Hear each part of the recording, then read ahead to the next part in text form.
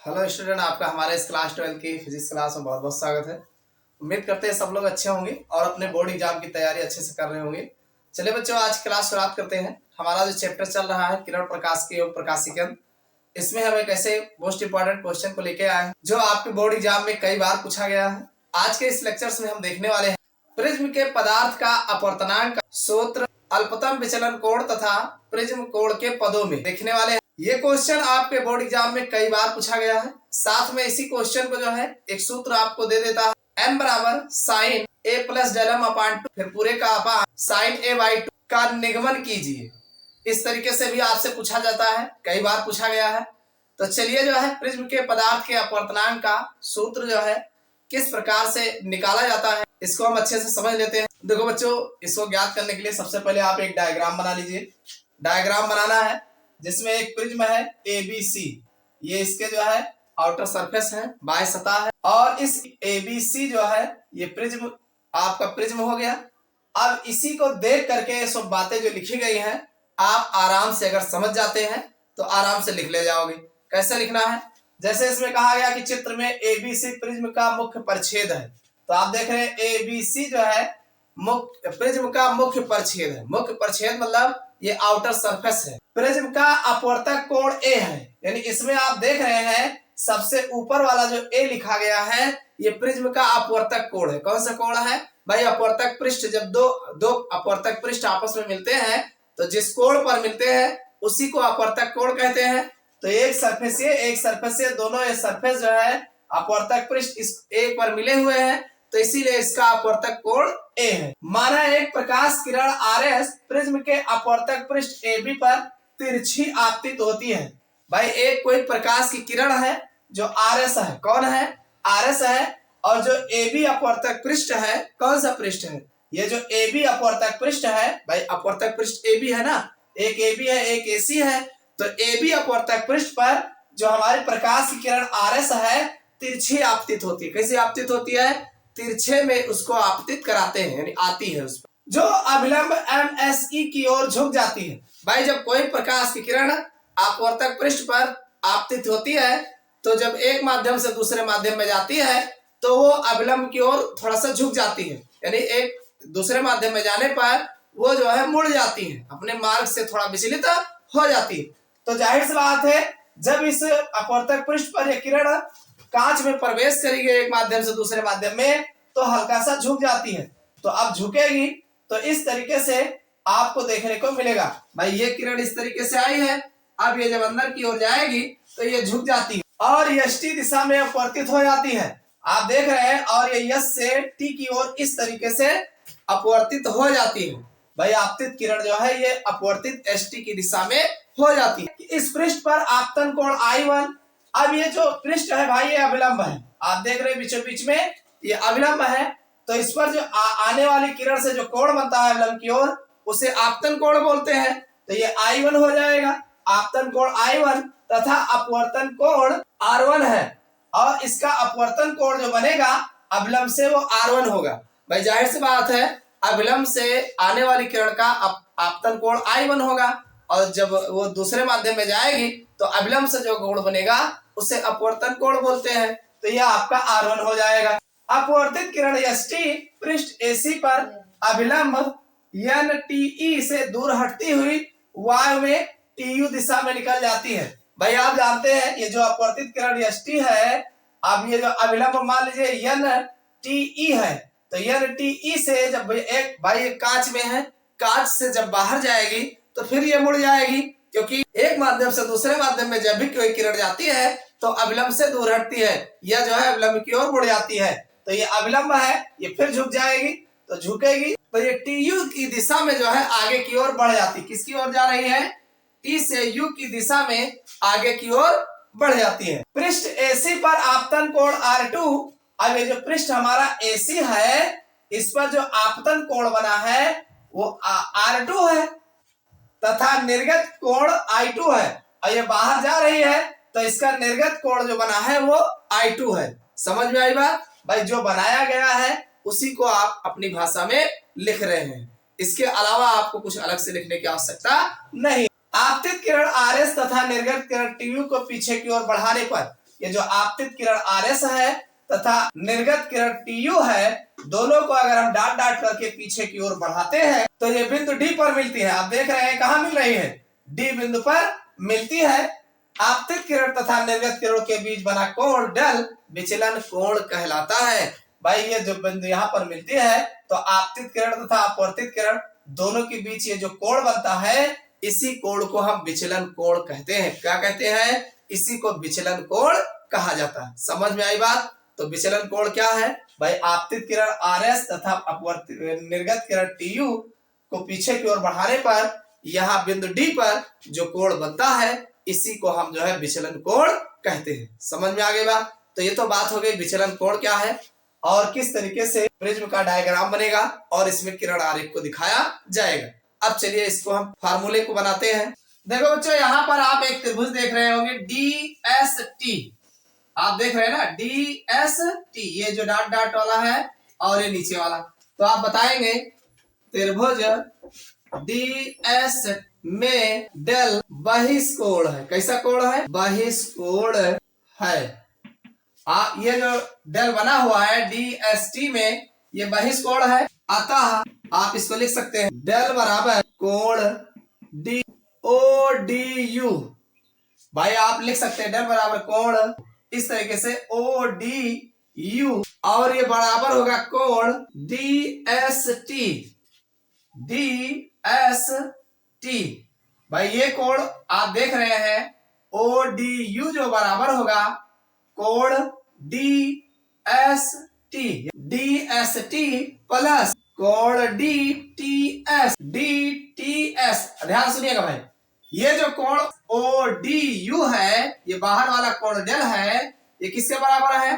कोण DST। एक कोण ये है, ये वाला कोण, और साथ में DTS। तो DTS इन दोनों के बराबर होगा कोण ODU, ये इसके बराबर होगा। अब इसको आप लिख सकते हैं I1 minus R1 plus I2 minus R2। आप देख रहे हैं I1 माइनस R2। भाई ये कोण और ये कोण लगभग बराबर होगा। अगर हमें इस कोण को निकालना है, DST को निकालना है, तो इतना देखो भाई, इस तरीके से अगर कोई कोण होता है तो ये कोण बराबर होता है ये इस कोण से। तो अगर आपको इतना इधर वाला निकालना है तो क्या करेंगे, इस पूरे कोण में से, जैसे मान लो ये I1 है और इधर वाला R1 है, तो अगर I1 में से R1 निकाल दिया जाएगा तो ये कोण मिल जाएगा ना, ये कोण तभी तो मिलेगा। तो यहाँ पर DST जो लिखा गया है DST, इसको निकालने के लिए हमने I1 इधर I1 में से R1 घटा दिया और प्लस DTS, कोण DTS निकालना है, ये कोण निकालना है। तो ये कोण निकालने के लिए इस I2 माइनस R2 कर दिया गया। क्लियर? इतना समझ में आया? इसको और ठीक करोगे, ये इसको जोड़ लेते हैं I1 प्लस I2। भाई जितना I1 है इतना I2 है, एक ब्रैकेट में माइनस R1 प्लस R2। भाई R1 और R2 ये दोनों बराबर है। इसको हम समीकरण 1 बना लेते हैं। क्या बनाएंगे? समीकरण 1। अब अगर हम अल्पतम विचलन डेल को डेलम की स्थिति में, यानी जो डेल है इसको डेलम कर लिया जाए अल्पतम विचलन कोण की स्थिति में, तो हमारा जो I1 होगा बराबर I2। भाई जितना I1 होगा बराबर होगा I2 के, इसको हम I मान ले, और जो हमारा R1 होगा बराबर होगा R2, और जब बराबर है तो इसको R मान ले। अतः भाई जब I1 I2 बराबर है तो I, R1 R2 बराबर है तो R, तो इसको हम डेलम अगर ले लें तो बराबर हो जाएगा 2I। भाई दो जगह है तो 2I और माइनस 2R हो जाएगा। भाई I में से R घटा ही रहे हो तो 2I माइनस 2R हो जाएगा। ये समीकरण 2 हो गया, ये समीकरण 3, इसको समीकरण 4 मान। अब चतुर्भुज आप देख रहे हैं, एक चतुर्भुज बन रहा है ASET। तो चतुर्भुज ASET में अगर इसमें देखा जाए तो कोण ASE प्लस भाई कोण ASE, कोण ATE, कोण ATE, भाई जितना ये होगा उतना ये होगा, और ये दोनों है कितना 180 डिग्री। भाई इसमें आप जान रहे हैं प्रत्येक कोण समकोण है। कैसा है? प्रत्येक कोण समकोण। आप देख रहे हैं कोण ASE और प्लस कोण ATE अगर देखा जाए तो ये कोण समकोण है, ये कोण, तो ये आपका बराबर हो जाएगा, दोनों जोड़ करके 180 होगा। अतः शेष कोण कोण A प्लस कोण SET, भाई ये जो कोण A है और कोण SET, ये कोण और ये कोण, भाई ये भी अगर देखा जाए तो 180 डिग्री होगा। जैसे ये कोण 180 हो रहा है, वैसे ये कोण भी 180। परंतु त्रिभुज SE, भाई त्रिभुज जो है STE, अगर हम ऐसे देखें में, अगर हम त्रिभुज STE में देखा जाए तो कोण SET प्लस कोण R1, भाई कोण STE ये कोण है और प्लस इधर वाला R1, ये दोनों, भाई कोण STE कह लो, तो अभी इसी को R02 कहा गया है और इधर वाला प्लस R1 और प्लस कोण R2, ये सब हो जाएंगे बराबर 180 डिग्री।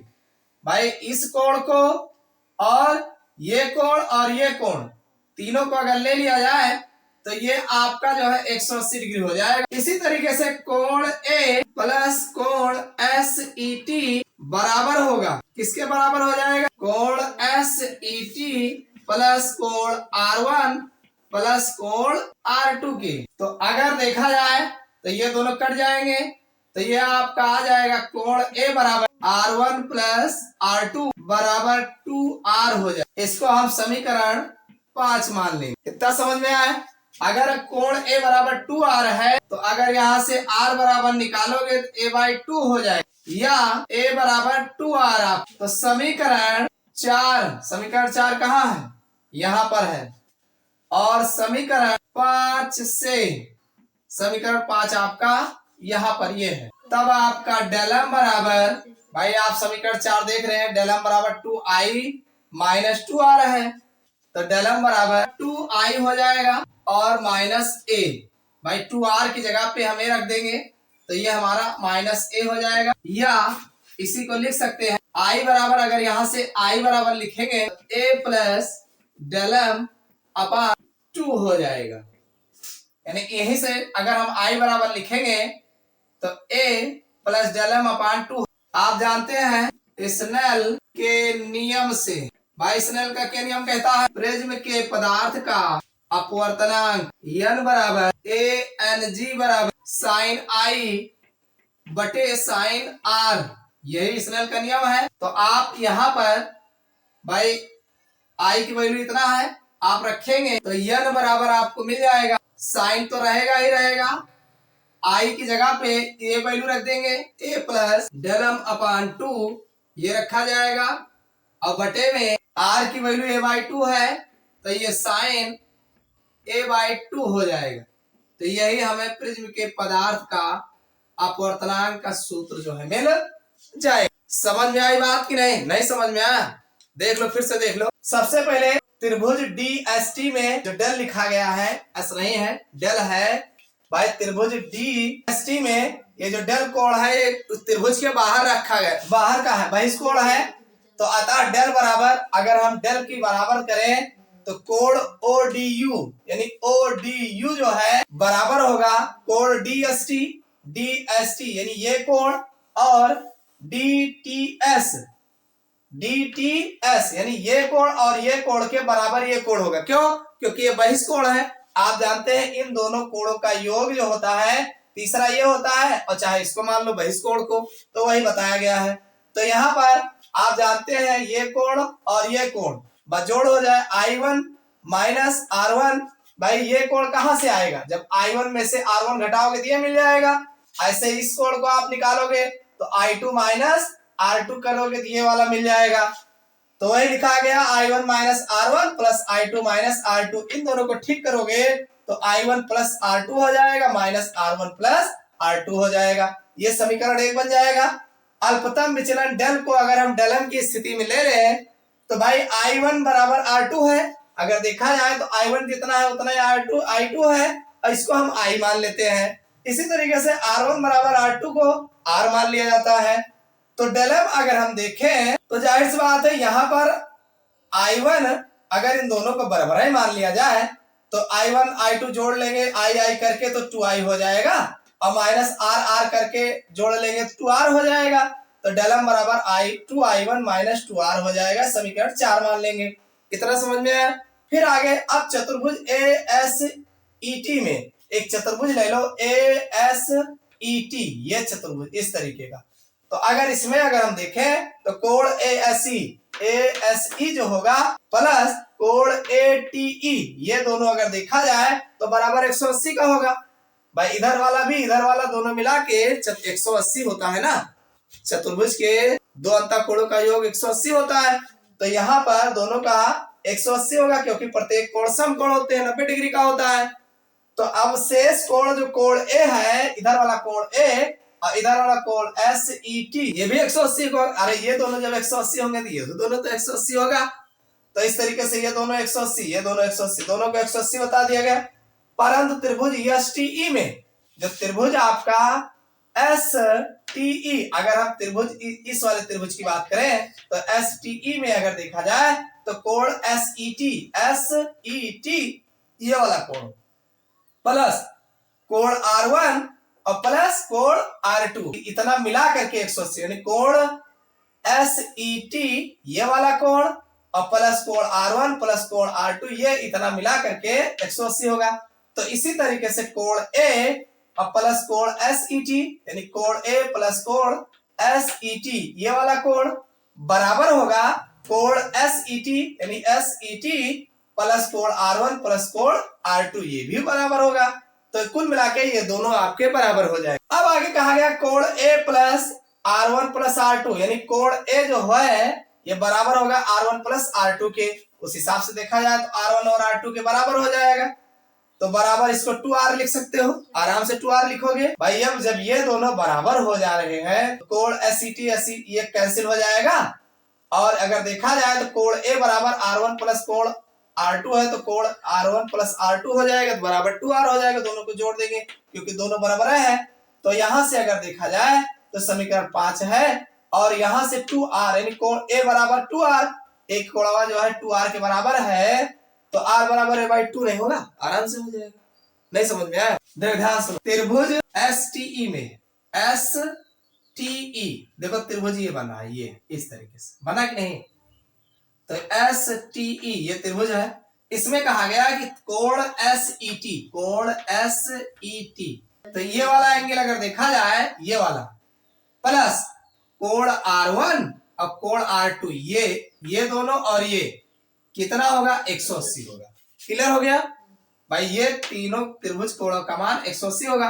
तो इसी तरीके से कोण A, अगर हम इस कोण को ले एक कोण A और प्लस कोण SET, यानी ये कोण और ये कोण, इन दोनों कोणों का योग जो होगा इन दोनों कोणों का योग होगा। तो वही कहा गया कोण A प्लस कोण SET, ये कोण बराबर होगा कोण SET, यानी SET प्लस कोण R1 प्लस कोण R2। यहां पर 180 बराबर करना है तो ये कोण और ये कोण एक बराबर होगा। तो वही कहा गया कोण A प्लस कोण SET बराबर होगा। अब कोण SET यानी SET, अब ये कोण तीनों जोड़ोगे तब 180 होगा ना भाई। ये कोण 180 हो रहा है तो ये कोण भी तो 180 हो रहा है। तो वही तो बताया गया है कि बराबर होगा कोण SET और प्लस कोण R1 प्लस कोण R2, ये R1 और R2, तो ये दोनों बराबर होंगे, 180 होंगे। समझ में आ गए? अब इसको काट दो, ये कोण ये कट जाएगा, कोण A बराबर कोण R1 प्लस R2 ही बचा है। तो A बराबर को क्या हो गया R1 प्लस R2। तो R1 और R2 कहा गया यहाँ बराबर है। देखो R1 बराबर R2 तो I हो गया, यानी R हो गया। I1 बराबर I2 तो I हो गया। तो जब ये R1 R2 लिखा है मतलब R, तो 2R हो जाएगा। तो R बराबर निकालोगे तो A/2 नहीं हो जाएगा भाई? ये भी तो कोण है, ये भी तो कोण है। क्लियर? तो ये A/2 हो जाएगा, या आप चाहो तो A बराबर 2R लिख सकते हो। क्लियर? समझ में आया कि नहीं आया? अब आगे कहा गया समीकरण 4 और 5 से समीकरण 4 ये है, समीकरण 5 ये वाला है। ठीक, तो डेलम बराबर भाई यहाँ डेलम बराबर 2i माइनस 2r लिखा था, तो 2i तो ठीक है और 2r की जगह यहाँ पे a लिख सकते हो ना भाई, a बराबर 2r लिखे हो ना, तो यहाँ पर 2r की जगह पे यहाँ a लिख सकते हो, तो डेलम बराबर 2i माइनस a। अब ध्यान सुनो, अगर यहाँ से i निकालेंगे तो a प्लस डेलम अपॉन 2 हो जाएगा। क्लियर? नहीं समझ में आया? अरे हमें इसको निकालना है, इसको उठा के इधर लाएंगे तो a माइनस में प्लस हो जाएगा, तो a प्लस डेलम हो जाएगा, और 2i था तो 2 नीचे चला जाएगा। क्लियर? तो ये i की वैल्यू है। अब स्नेल का नियम कहता है, क्या कहता है, n बराबर होता है साइन i बटे साइन r, तो i की वैल्यू ये है, तो साइन i बटे साइन r ये दिया है, तो i की वैल्यू इसको उठा के रखेंगे और r देखो यहाँ a/2 निकालेंगे, ये रखते हैं। समझ में आया कि नहीं? तो ये तुम्हारा जो है प्रिज्म के पदार्थ के अपवर्तनांक का सूत्र निकल के आ जाए। तो उम्मीद करता हूँ समझ में आ गया होगा। अब चलिए पतले प्रिज्म के लिए भी देख लेते हैं। पतले प्रिज्म के लिए उत्पन्न विचलन कोण क्या होता है, इसको भी थोड़ा सा समझ लेते हैं। देखो भाई, अगर हम बात करें कि पतले प्रिज्म से उत्पन्न विचलन, यानी कोई प्रिज्म मान लो बहुत पतला हो, तो जब बहुत पतला होगा, तो जब प्रिज्म पतला हो अर्थात a बराबर 50 डिग्री से कम हो, यानी ये जो कोण a बन रहा हो ये 5 डिग्री से कम, कितना हो, 50 नहीं लिखा है भाई, 5 डिग्री से कम का बन रहा हो, तो अल्पतम विचलन कोण डेलम भी बहुत छोटा होगा, तो जो ये डेलम बनेगा ये भी बहुत ना के बराबर होगा, बहुत छोटा होगा। तो अतः इसका जो फार्मूला बनेगा, अतः साइन a प्लस डेलम जो होगा बटे 2, भाई साइन a प्लस डेलम अपान 2 जो, इसको आप लिख सकते हो a प्लस डेलम अपान 2 लिख सकते हो, या इसी को इतना आप इसको इतना लिख सकते हो, तथा आप जानते हैं साइन a/2 जो लिखा गया है इसको a/2 लिख सकते हो। समझ में आई बात कि नहीं भाई? साइन a प्लस डेलम जो अपान 2 जो लिखे हो, जब कोण बहुत कम है तो a प्लस डेलम अपान 2 लिख सकते हो। इसी तरीके से यहाँ पर साइन a/2 जो लिखा गया है साइन a/2, इसको आप a/2 लिख सकते हो। तो समीकरण 6 से, यह आपका यहाँ पे समीकरण 6 बना था, तो समीकरण 6 से इन दोनों मान को उठा करके ये वाला इसी में रख देंगे, तो हमारा n बराबर जो मिल जाएगा, क्या मिलेगा भाई, a प्लस डेलम अपान 2 और नीचे वाला a/2 हो जाए। इसको और अगर ठीक करोगे या इसी में, तो ये हमारा डेलम जो मिल जाएगा भाई, ये बटे का बटा है, ये कट जाएगा आराम से, तो हमारा आ जाएगा n-1 a बन जाएगा। क्या बन जाएगा, डेलम बराबर मिल जाएगा n-1 a। इस तरीके से आपको देखने को मिलेगा। समझ में आई बात कि नहीं? तो ये आएगा, यही आपका पतले प्रिज्म के लिए डेलम का फार्मूला देखने को मिलेगा। डेलम बराबर कुछ नहीं करना है, साइन हटा देना है, हटा करके इसी पे समीकरण पर रख दोगे तो आराम से ये आ जाएगा, ये से कट जाएगा, कटने के बाद a प्लस डेलम अपान a हो जाएगा। इसको थोड़ा और ठीक करोगे तो फिर इस तरीके से a आपको देखने को मिलेगा। समझ में आई बात? तो उम्मीद करता हूं समझ में आ गया होगा कि प्रिज्म के पदार्थ के अपवर्तनांक का सूत्र किस प्रकार निकाला जाता है, यानी डेलम की वैल्यू किस तरीके से होता है, और फिर अपवर्तनांक पदार्थ के n का जो है मान किस तरीके से निकाला जाता है। उम्मीद करते हैं सारी बातें समझ में आ गया होगा। ये वीडियो आपको कैसा लगा कमेंट करके जरूर बताइएगा। वीडियो को लाइक कर दीजिएगा। फिर मिलते हैं अगले क्लास में नए टॉपिक के साथ।